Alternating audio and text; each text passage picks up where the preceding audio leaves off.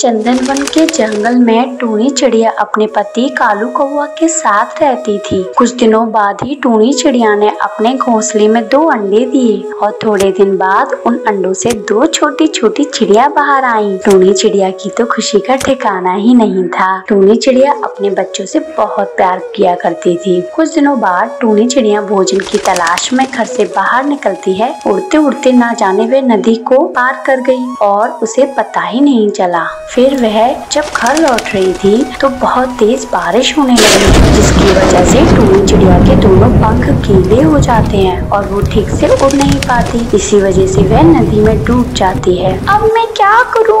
उधर मेरे बच्चे भूखे हैं और यहाँ मैं जिंदगी और मौत से लड़ रही हूँ।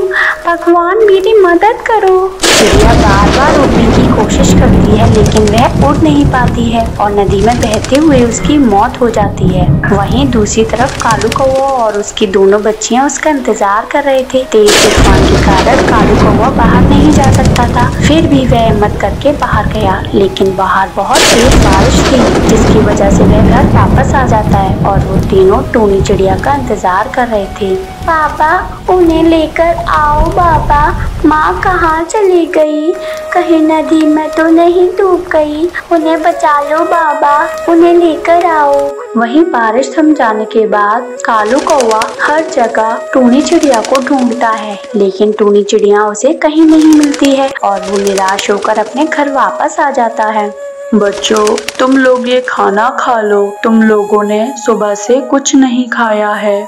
और कालू कौवा टूनी चिड़िया की याद में रोता रहा। थोड़े दिन बाद फिर उसने खुद को संभाल लिया। ऐसे ही कुछ दिन बीत जाते हैं। कालू कौवा अपनी बच्चियों के लिए दूसरी शादी कर लेता है, जिसका नाम चांदनी कौवी होता है। कालू कौवा चांदनी कौवी को अपने घर ले आता है। देखो बच्चों, मैं तुम्हारे लिए माँ लेकर आया हूँ। इसका नाम है चांदनी। ये तुम्हारा बहुत अच्छे से ध्यान रखेगी और तुम्हें खाना भी खिलाएगी। पापा ये हमारा ध्यान रखेंगी ना? हमें मारेंगी तो नहीं ना पापा? अरे नहीं बच्चों, मैं तुम्हारा बहुत अच्छे से ध्यान रखूंगी और तुम दोनों को माँ का प्यार दूंगी। कुछ दिन तक चांदनी कौवी ने उन बच्चियों को बहुत प्यार किया, लेकिन बाद में वह अपने असली रूप में आ गई और उनसे बोली, अरे नालायकों, कुछ तो शर्म करो।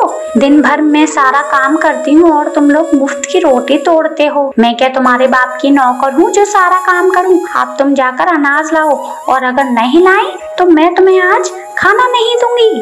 पर माँ, हम लोग कहाँ जाएं? हम तो बहुत छोटे हैं।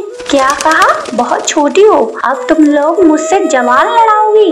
इतना कहकर चांदनी कौवी उन दोनों को जोर जोर से पीटने लगती है। तभी टाइनी चिड़िया बोलती है, माँ, आप कैसी माँ हो? हमारी टूनी माँ तो हमें कभी नहीं मारती थी और कभी काम की भी नहीं कहती थी।